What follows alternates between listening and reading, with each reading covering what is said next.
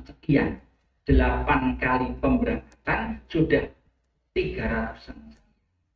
Kemudian jamaahnya berasal dari Banyumas, ada yang dari Kabupaten Cilacap, Banjarnegara, Purbalingga, bahkan ada yang sampai Brebes bagian selatan dan Pemalang.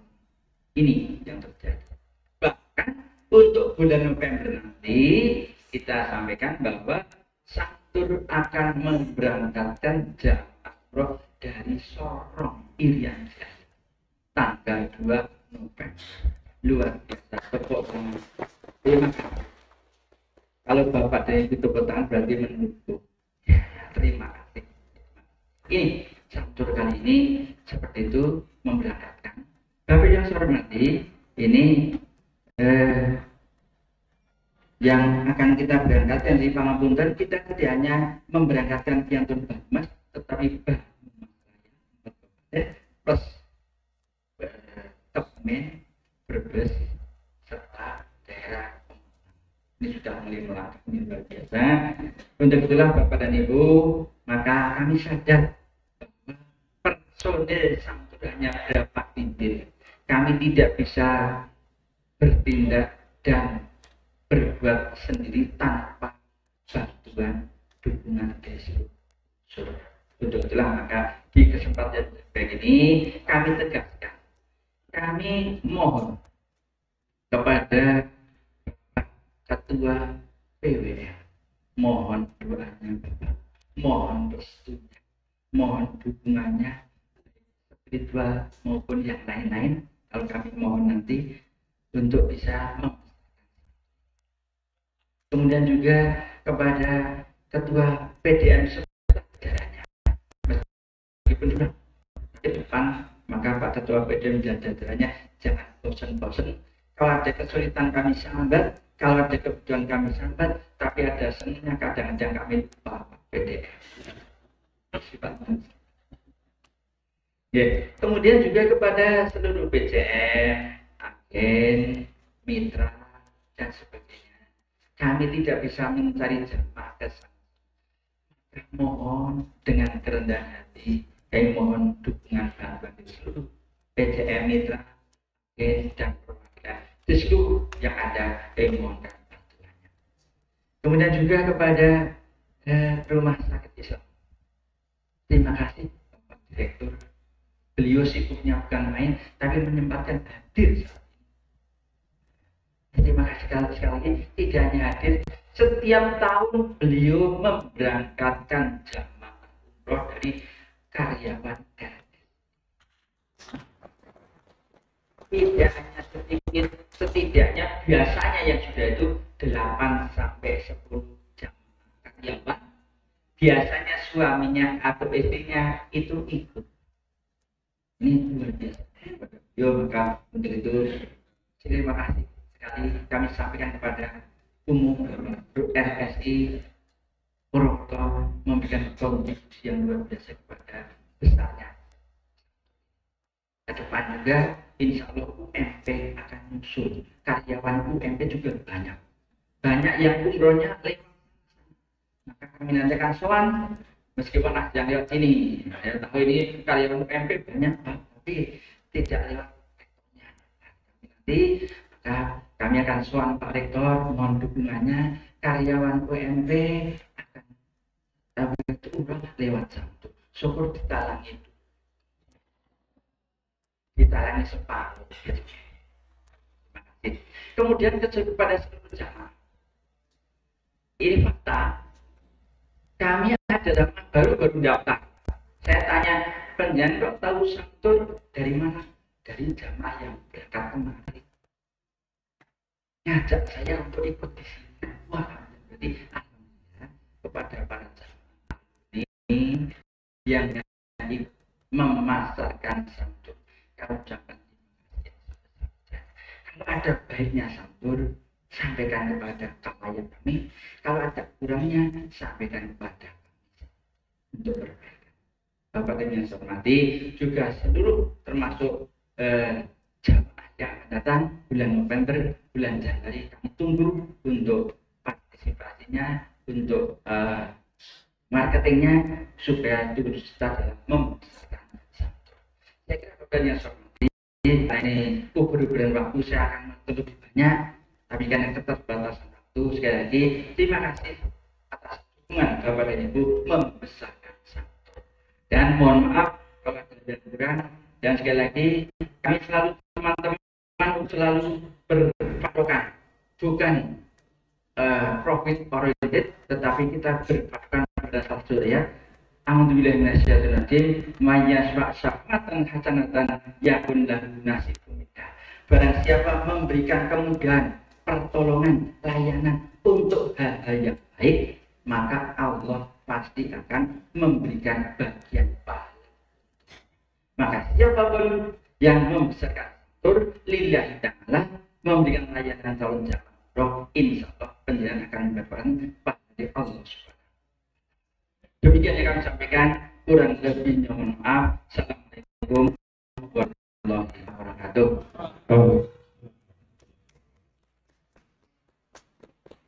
Terima kasih kepada Bapak Adani untuk sambutannya. Dan berlanjut ke acara berikutnya, yaitu pengajian yang akan disampaikan oleh Bapak Kiai Haji Dr. Nasir MAG. Kepada beliau, Bapak Nasir dipersilakan.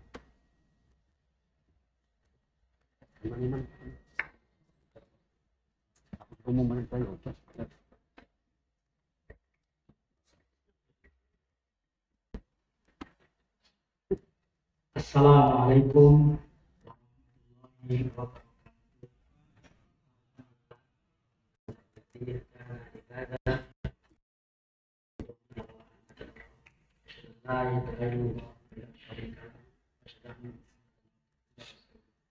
Allahumma shalli wa sallim ala Muhammadin. Ya, sama-sama kita berarti ketua bendera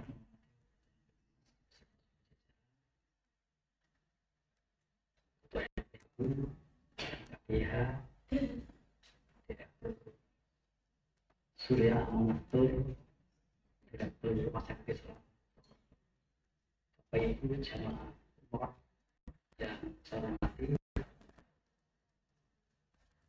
Jadi apa bedanya haji dan umroh?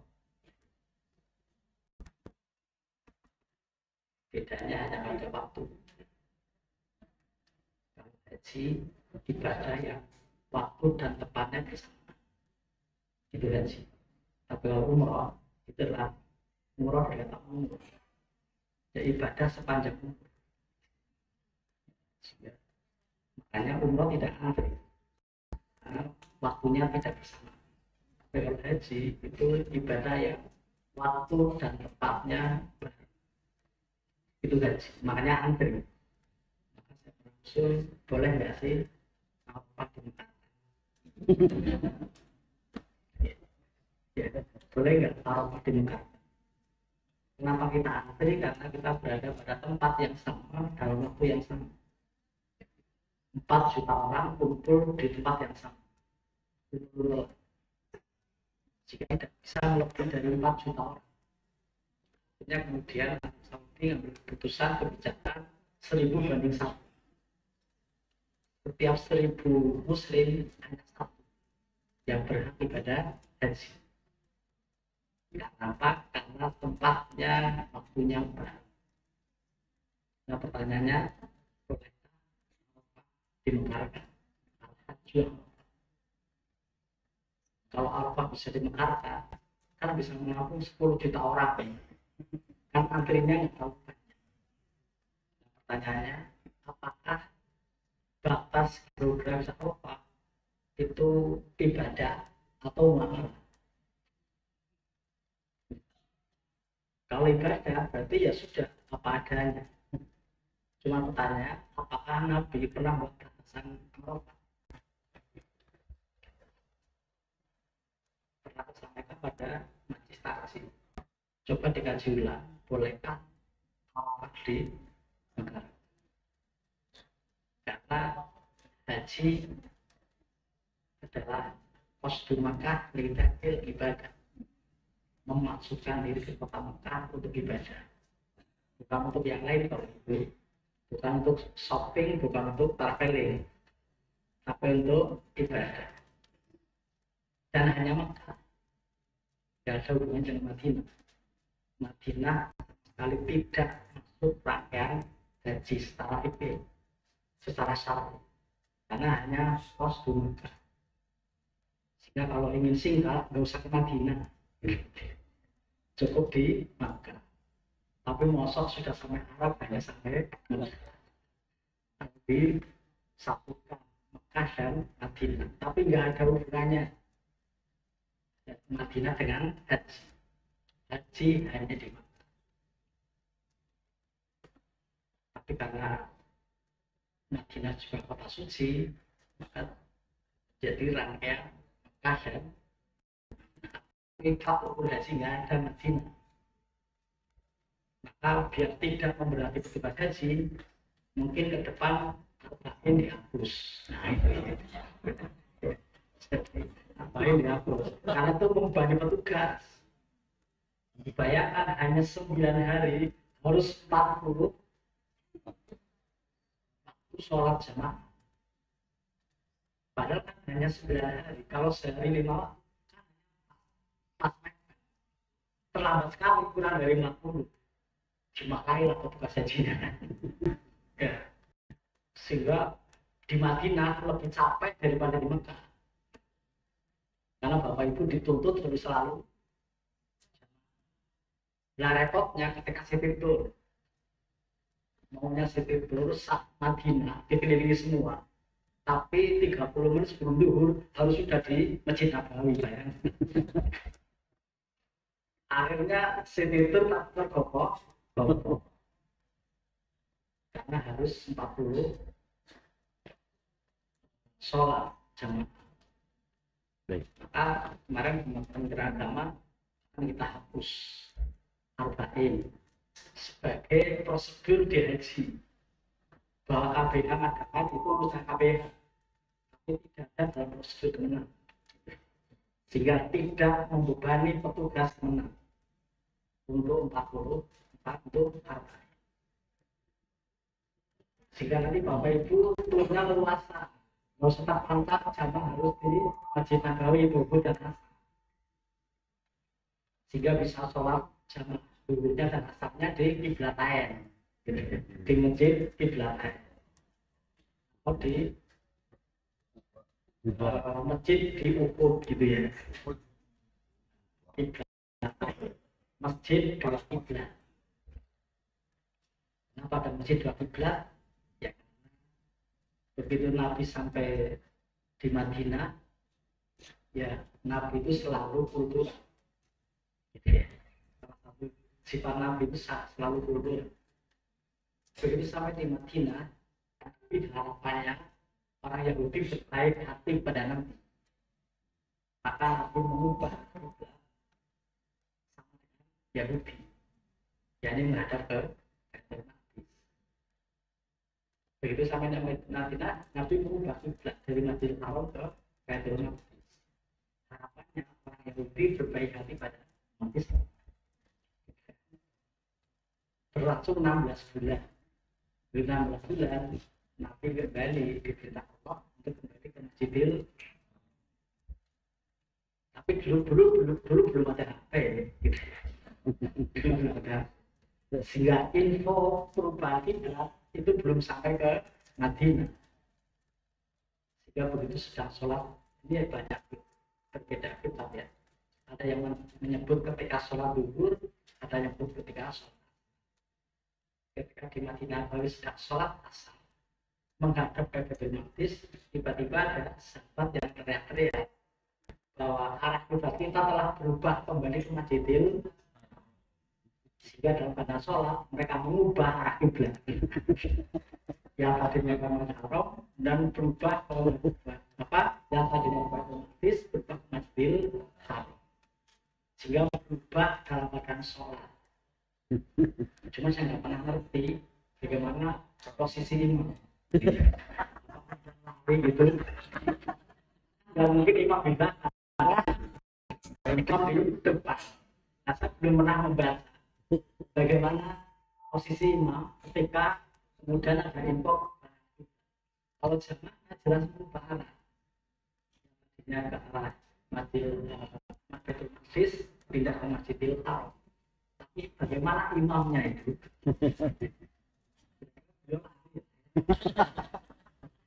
Nggak mungkin imam di belakang, ini sehingga dalam satu sholat mengalami dua arah, masjid kiblat, masjid dua kiblat.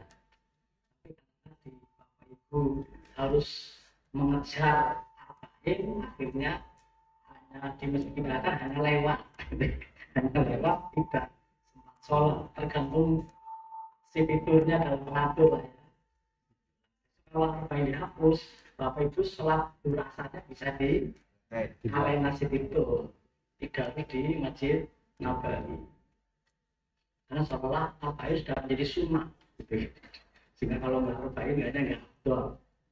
Bahkan ketika situ itu kemudian tergesa-gesa salah menyertai tergesa-gesa dalam perbuatan syaitan, dan ajalah menyertai tergesa-gesa dalam perbuatan syaitan. Kecuali 3 tergesa-gesa yang dibolehkan. Apa itu tergesa-gesa boleh?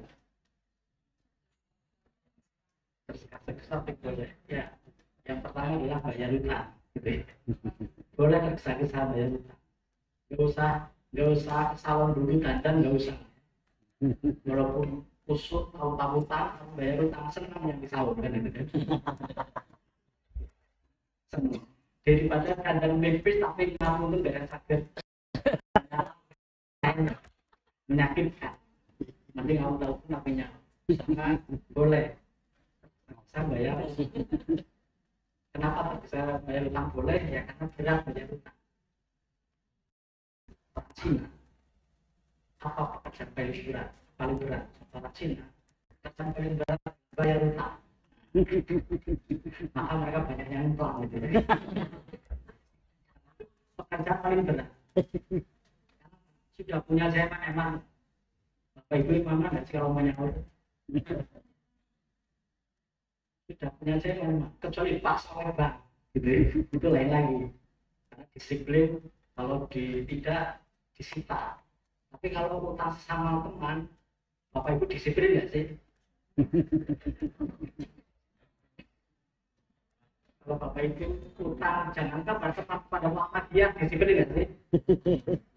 Maka tabungan Muhammadiyah habis karena tadi saking baiknya. Tabungan milik Muhammadiyah Perserikatan yang disediakan untuk modal perputaran itu habis. Karena semuanya nyok, begitu nyok nggak kembali. Akhirnya habis tanpa kejelasan. Adalah tergesa-gesa perbuatan setan. Ketika tergesa-gesa yang dibolehkan. 1 bayar utang, 2 merawat jenazah, 3 merawat jenazah, yang 3 kemudian menikahkan putrinya yang sudah berumur. Tapi calonnya belum ada bisa dinikahkan.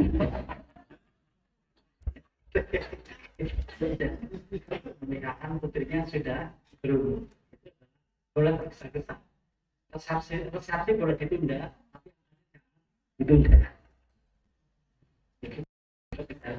Dibolehkan, selainnya nggak boleh tergesa-gesa.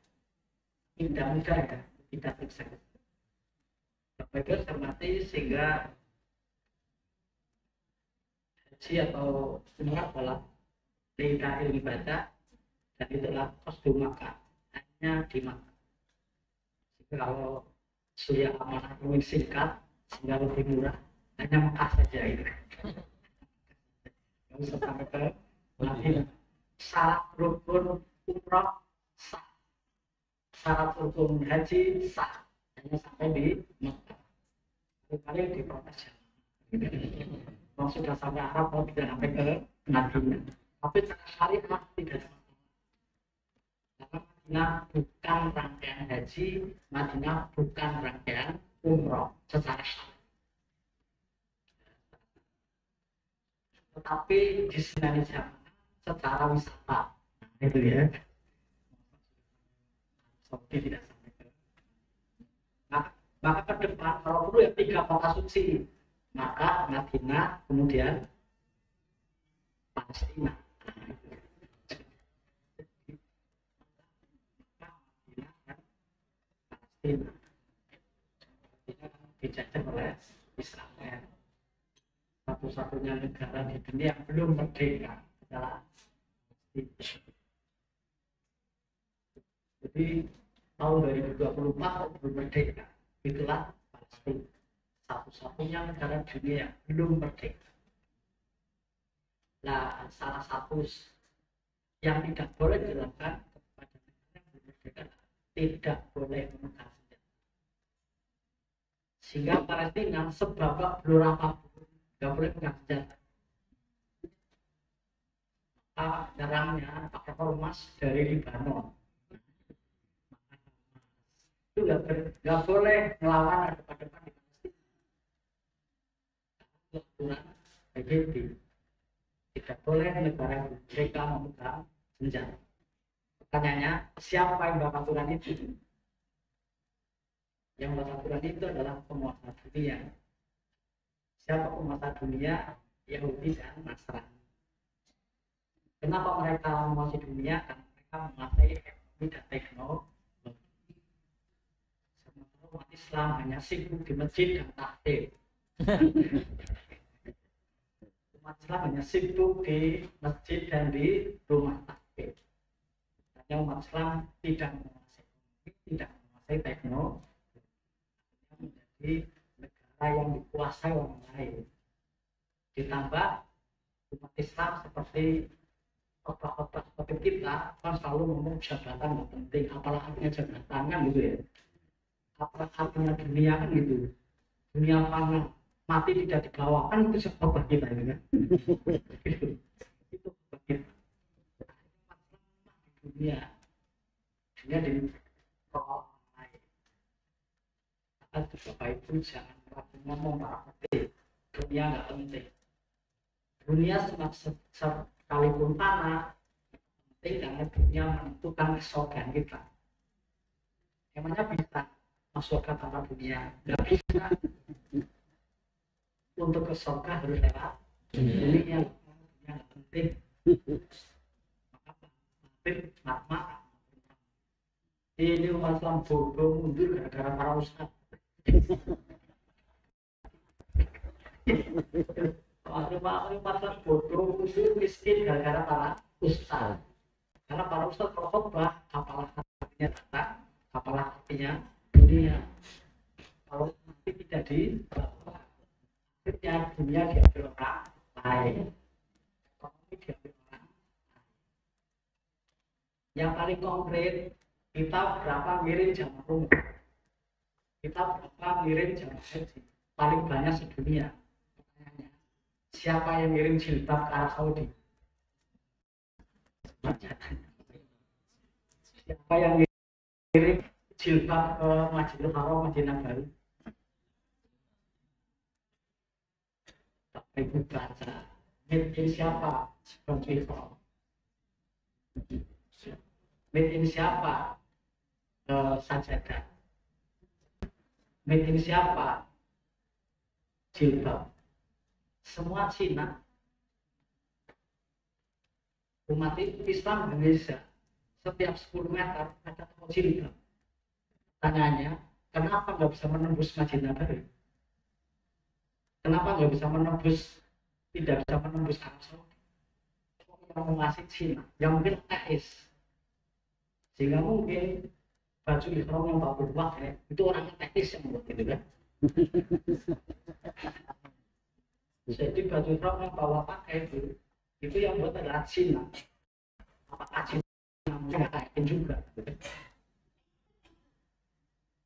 Jadi kalau kita nggak teliti, kita beli jilbab sampai di kos-kosan kita buka made in Cina. Jangan ngomong main, kalau main udah Cina semua. Perlengkapan ibadahnya kita pakai semua buatan Cina. Pertanyaannya, kemana umat Islam? Kemana umat Islam selama ini?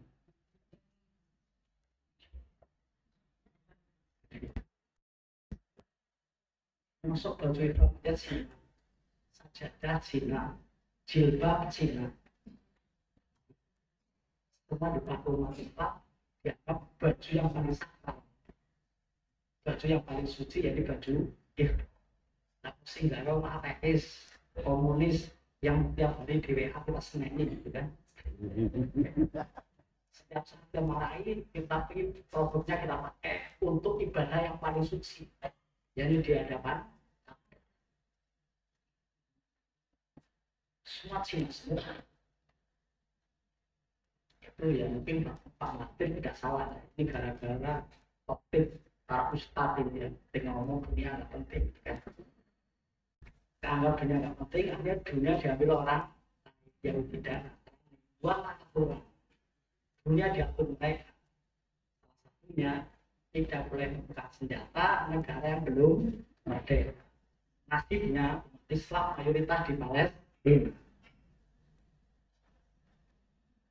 Sehingga dunia diatur oleh pemegang teknologi dan ekonomi siapa? 5 pemegang hafid: Amerika Serikat, Rusia, Inggris, Prancis, Cina. Tidak ada satupun negara Islam. Mau merdeka bagaimana Palestina? Kita habis-habisan infak, kita habis-habisan demo.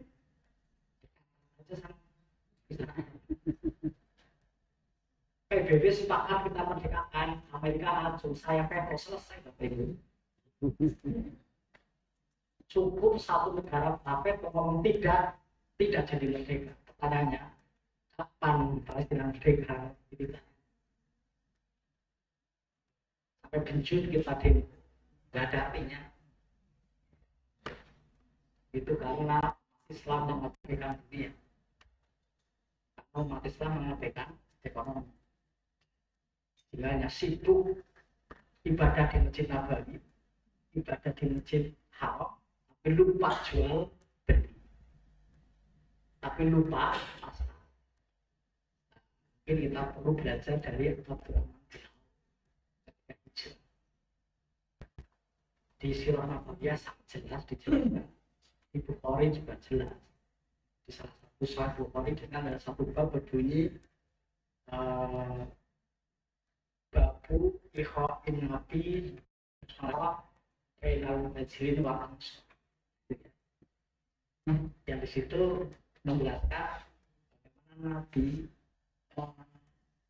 mempersaudarakan antara kaum Ansar dan Muhajirin, di mana kaum Muhajirin yang mendampingi Nabi hijrah dari Mekah ke Madinah, begitu sampai di Madinah itu kan sudah tidak punya harta kecuali sebatas yang dibawa. Tapi Bapak Ibu waktu itu tidak pakai tongtong, hanya kontak. Otomatis yang dibawa masih taruh ban. Rumahnya ditinggal, hartanya ditinggal, kecuali yang mampu dibawa sekelas kontak, yang tentu tidak banyak, maka habis hartanya. Maka jadi orang miskin di Madinah, tapi kebaikan orang Ansar. Salah satunya adalah Sa'ad bin Rabi yang dipertemukan oleh Nabi. Sehingga ada dialog antara Sa'ad bin Rabi dengan Abdurrahman bin Auf yang dimediasi oleh Nabi Muhammad SAW. Apa kata Rabi Sa'ad bin Rabi? Kata beliau pada kaum Muhajirin, nuqasimukum hadhil amwal wal buyut. Wahai para Muhajirin, akan berbagi untuk kamu sekalian harta dan rumah. Jadi hartanya akan dibagi, rumahnya akan dibagi untuk kaum Muhajirin. Saking baiknya kaum Ansar. Bahkan dulu lah ini ibu setuju gitu ya. Kalau nuqasimukum azwajana. Bagi istri-istri kami, senang nggak Bu? Ibu ada yang suaminya istrinya 3, dibagi senang nggak Bu? Mau so dibagi masa nggak senang? Senang aja, tinggal tanggal 1 kan? Yang 2 bagi aja pada yang lain, kan tinggal 1. Senang nggak sih Bu? Tapi lah kultur. Jadi bal nuqasimukum azwajana. Kami akan berbagi istri-istri kami. Jadi akan berbagi harta, berbagi rumah, dan berbagi istri. Istri saya 2, silakan mana yang kamu cintai, kamu nikahi. Hebat nggak Bu? Orang Arab hebat nggak Bu? Istri saya 2, mana yang kamu sukai silakan kamu katakan, kamu nikahi silakan. Sepakat nggak Bu? Apa jawabannya ya? Tapi ini hadis loh, soal Bukhari. Inilah beda syariat dan kultur, gitu ya. Maka syariat akan selancar kalau didukung kultur dirapi puasa. Kalau tanya ibu-ibu kesambatan budi poligami, jawabannya berat ya, jawabannya berat. Kalau tanya bapak-bapak, boleh nggak Pak poligami? Boleh.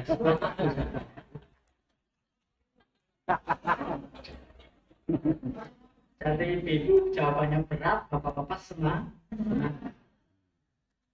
Tapi ibu, ayo poligami dianggap lancar. Nggak ada hambatan apa. Kenapa? Karena sudah ada kultur sebelum Islam dan para Arab sudah biasa poligami sebelum Islam dan nggak mau poligami nggak ada masalah. Sudah biasa. Coba ayat ini turun di Purwokerto, langsung ibu PSI ya kan? Mungkin ayat ini nggak jadi turun gitu ya. Tapi jangan maka itu jawaban paling aman. Tafsir saya tidak menolak poligami, yang penting suami saya tidak, kan itu jawabannya benar. Nah, kalau bapak-bapak kalau ingin poligami lancar, tunggu kultur berubah. Tapi ibu pintar, kita jaga kultur ini. Nah, sehingga sekalipun sudah 15 abad nggak lancar kayak poligami di Indonesia. Kenapa? Tidak didukung kultur. Tetap aja orang nyinyir pada orang poligami. Bukan masalah boleh tidak boleh, berani dan tidak berani melawan kultur itu aja persoalannya. Kalau boleh kurang apa jelas sebenarnya. Orang ini kan gitu terus. Maka jaga lawannya itu Bu ya. Jaga kultur itu. Kalau ibu, kalau bapak dia kita. Jadi itulah kultur tidak bisa. Ya. Sehingga kemudian beramal ditawari 3, harta, rumah dan istri. Sekali lagi kultur Arab tidak masalah dengan berbagi istri, tidak ada masalah. Maka nggak usah heran Bapak Ibu kalau ada sebagian yang meniru istri saya karena saya merasa sudah tidak mampu, saya serahkan pada orang lain yang lebih mampu. Nggak usah heran. Ada sebagian ulama seperti itu di Indonesia. Jadi ada suami merasa tidak mampu dan penyakit muda, sementara istrinya masih muda.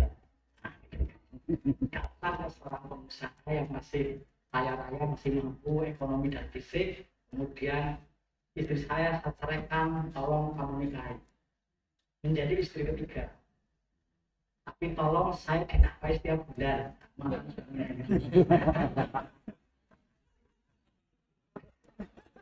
Ekonominya bangkrut. Jadi tolong ekonomi saya ditopang oleh pengusaha itu. Atas istri, tapi saya dikasih. Ini saya cerita beneran. Bisa nggak menunjukkan? Tapi insya Allah bukan balik Muhammadiyah. Tapi ini ada beneran. Jadi nggak usah ada ulama yang meniru ini karena diilhami oleh kultur Arab Saudi. Jadi istri tawarkan pada orang lain. Sudah tidak mampu, setelah istrinya masih muda. Tapi saya ini bukan kosong, saya tidak beneran karena saya kaya gitu. Karena istri yang ditawarkan itu mahasiswa saya. Istri yang ditawarkan mahasiswa saya. Dan itu banyak Bapak Ibu nggak usah di kalangan kiai, ulama itu banyak seperti ini.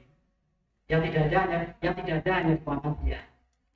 Maka bersyukurlah yang bersuamikan Muhammadiyah.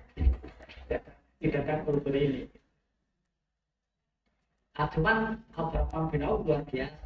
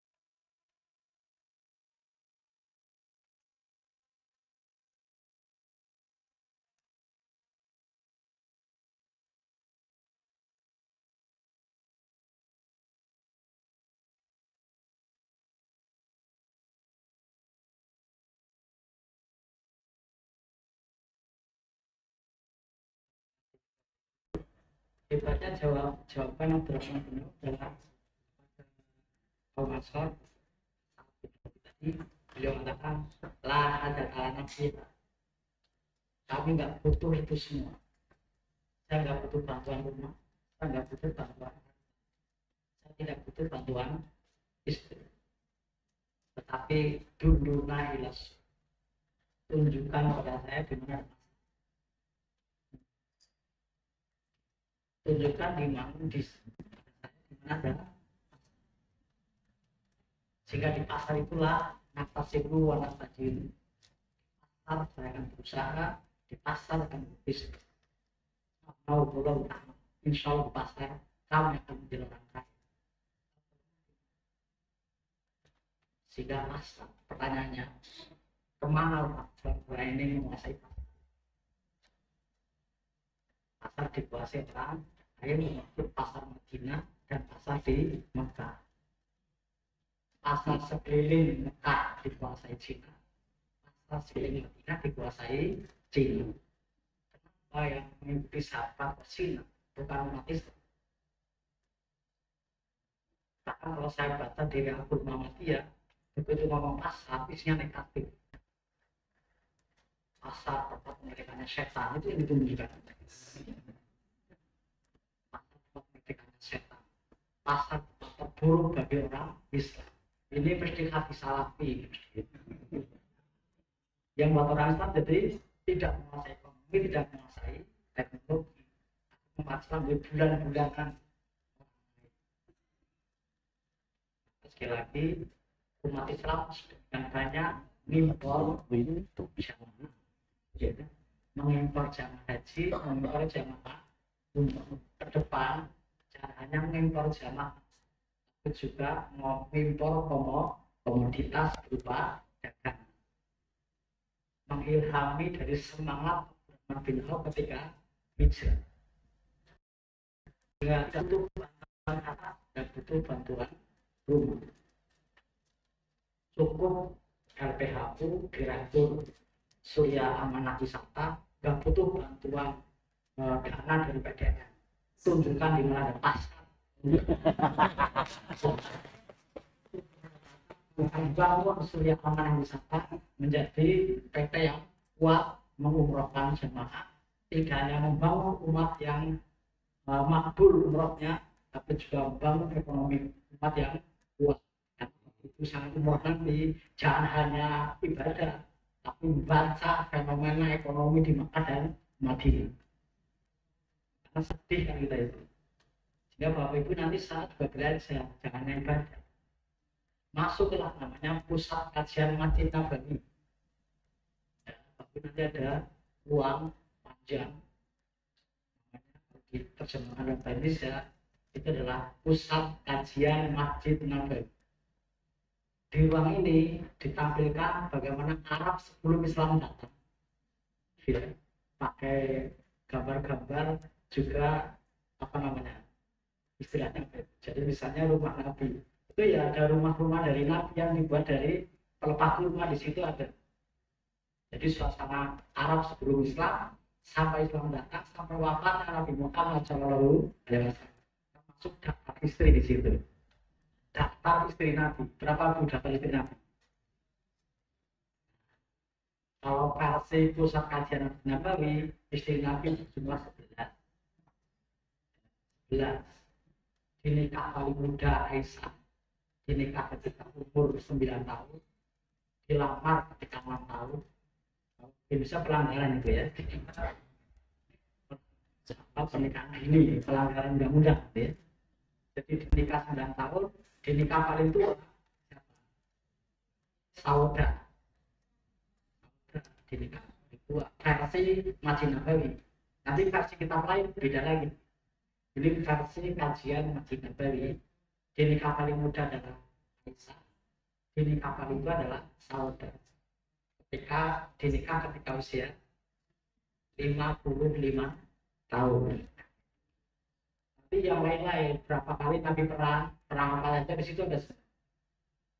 Nah, itu belajar Bapak Ibu di Sami pada umroh, belajar ke sana nanti di pusat kajian Masjid Nabawi.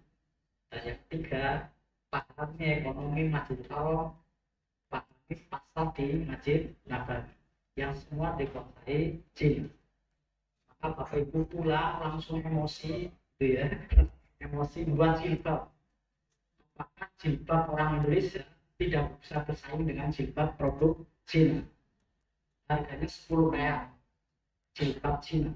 Ibu-ibu bisa nggak Bu membuat jilbab dengan harga 10 real? Siapa yang kebangetan? Kita yang tidak bisa berkompetisi, apa Arab Saudi kok yang diizinkan Cina? Ya, kita pelajari ya. Kok kebangetan memang Arab Saudi yang boleh masuk ke para Cina bukan Indonesia. Jangan-jangan kita mau tidak kompetitif. Cina bisa jual murah, kita tidak bisa jual murah. Kenapa Cina bisa jual murah? Mungkin perlu dipelajari. Terakhir, Bapak KPI menyampaikan selamat milad PT Surya Monah Wisata yang masih cukup muda, tapi sudah mengumrohkan banyak orang. Insya Allah Bapak Ibu makbul. Yang akan berangkat senantiasa sehat, lancar, dimudahkan proses umrohnya, dan sekali lagi umrohnya makbul. Terima kasih. Wassalamualaikum warahmatullahi wabarakatuh.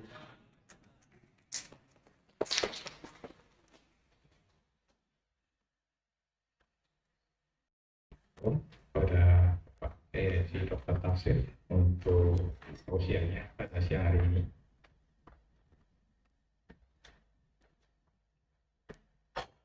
Baik, melanjutkan acara berikutnya yaitu pembacaan doa kepada beliau Bapak Anas Musafi.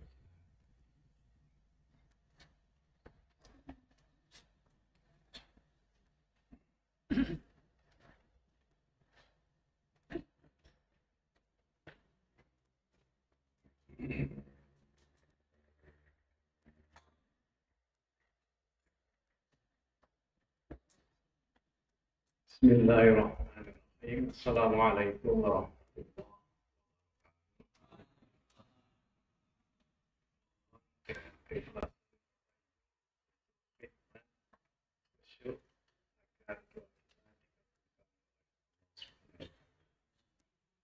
A'udzu billahi minasyaitonir rajim. Bismillahirrahmanirrahim. Alhamdulillahirabbil alamin. Wa bihi nasta'inu 'ala umuri dunya waddin. Wassalatu wassalamu 'ala asyrofil mursalin wa 'ala alihi wa sahbihi. Allahumma ighfir lana wa liwalidina wa li jami'il mu'minina wal muslimina wal muslimat al-ahya'i minhum wal amwat. Ya Allah, segala puji bagi Engkaulah segala-galanya. Engkaulah yang menguasai alam semesta ini. Engkaulah yang mengatur makhluknya dan Engkaulah yang memenuhi kebutuhan makhluknya. Ya Allah yang Maha Pengampun, ampunilah dosa-dosa kami, dosa kedua orang tua kami, dan dosa-dosa orang mukmin dan muslimah semuanya. Ya Allah, ya Tuhan kami yang Maha Kuasa, berilah bimbingan kepada kami, khususnya kepada pengurus PT Sabtu, agar kami mampu mengelola PT Sabtu penuh dengan semangat, mampu mendatangkan banyak minat orang untuk berumrah lewat Sabtu dengan membawa kemanfaatan dan keberkahan. Ya Allah yang Maha Kuasa, zawwatakumullahu taqwa wa ghafara lahum wa yassara lakum khair haitsu ma kuntum. Ya Allah, berilah bekal kepada teman-teman kami yang akan menunaikan ibadah umrah dengan bekal takwa.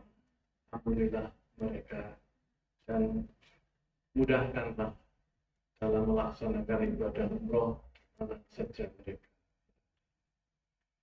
Ya Allah, ya Rabbal Alamin, Rabbana yassir fi umuri dunya wal akhirah. Ya Allah, ya Tuhan kami, mudahkan segala urusan kami, baik urusan dunia maupun urusan akhirat. Rabbana la tuzigh qulubana ba'da idh hadaytana wa hab lana min ladunka rahmah innaka antal wahhab.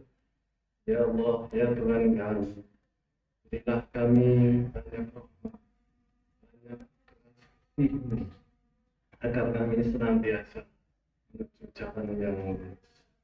Rabbana la tu'akhirna in nasina aw akhtana.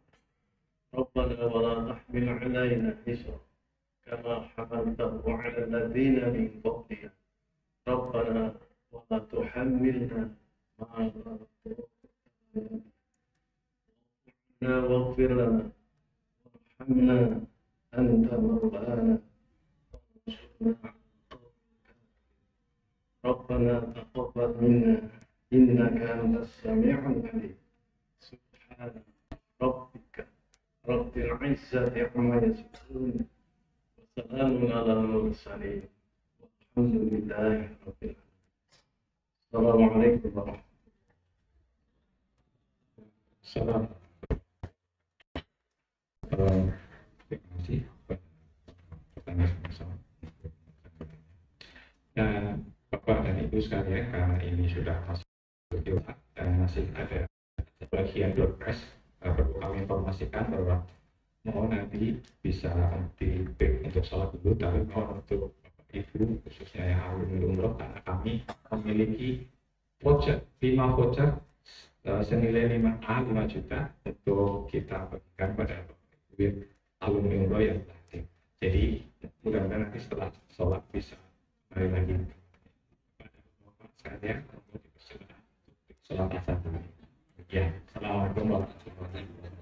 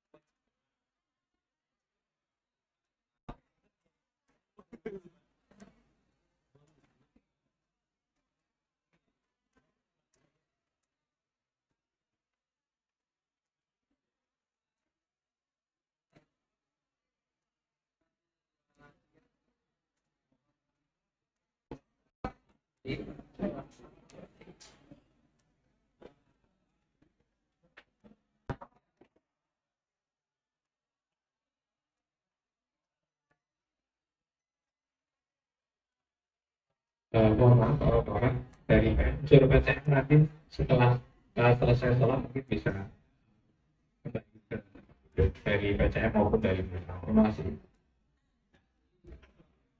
Saya ulangi, jadi nanti ada pembagian doorprize diundi termasuk kuarter 5 juta.